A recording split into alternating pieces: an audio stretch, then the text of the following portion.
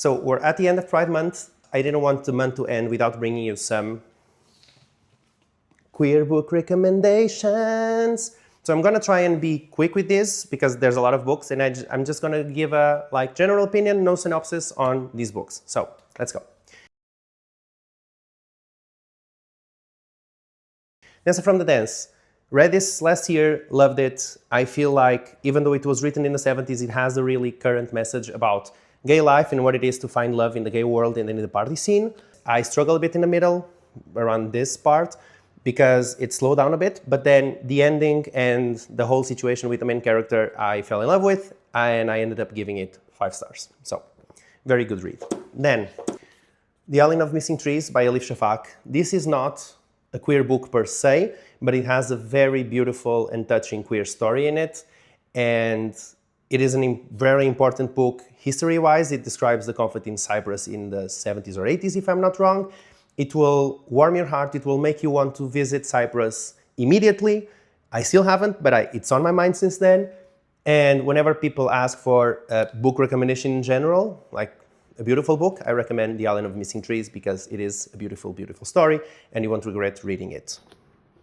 Then, in the theme of heartwarming, very cute stories, The House in the Cerulean Sea. I love this edition because it's yellow.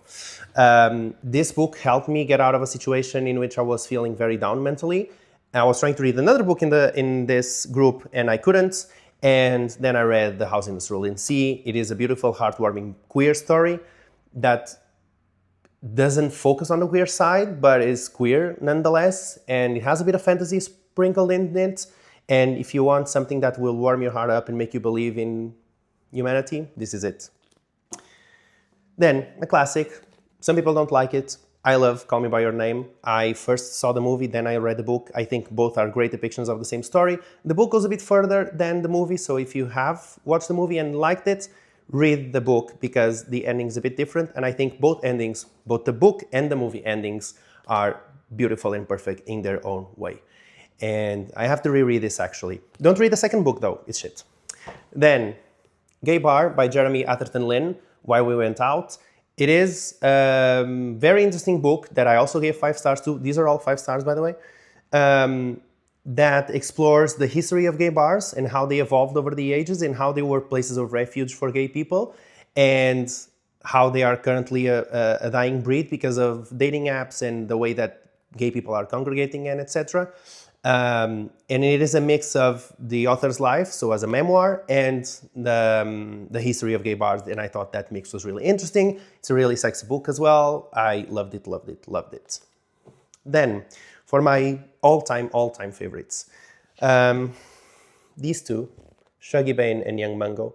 I love this edition, both because of the cover, and it is a signed first edition, because I was in London when this was released, but I normally tell people when they want to read this, first start with Shuggie, then Young Mungo. I feel like Shuggie's, I wouldn't say better, but I love Shuggie more, and the ending of Shuggie stuck with me. They're very different books, even though they have a very similar basis.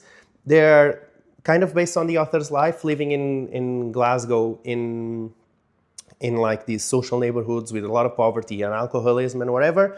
And these books follow 2 different characters, Shuggie and Mungo, and they focus on different stages of coming-of-age queer stories. So Shuggie is a child, and you follow Shuggie since he's a child until he's a teenager, and his relationship with his mother is some of the best, most heartbreaking, best writing that I have ever seen, and this ending has stuck with me, and I think about this ending literally every week, okay? Young Mungo is a bit more, so Mungo is a teenager already when we start the book. It deals with the same themes of like family dynamics and alcoholism and poverty, etc. It works in a bit of a different way in the sense that it explores the relationship, that first relationship that you have as a queer person and the dynamics with the family when that happens. It is more action-packed than Shuggie. Shuggie is more depressing. And if you want a lighter read, I would recommend Young Mungo, even though it's still heavy, over Shuggie, which is a very heavy book that I tried reading and then I gave up and went to The House in the Cerulean Sea and then eventually got back to it, and both are all-time favorites. And then, last but not least, a bit controversial. People say that this is not a queer story. There is a queer love story in this. This is my favorite book, actually. I have read it 2 times. I have wept the 2 times. I went to London to watch the play. I'm having the itch currently to read it again, so I might do it soon.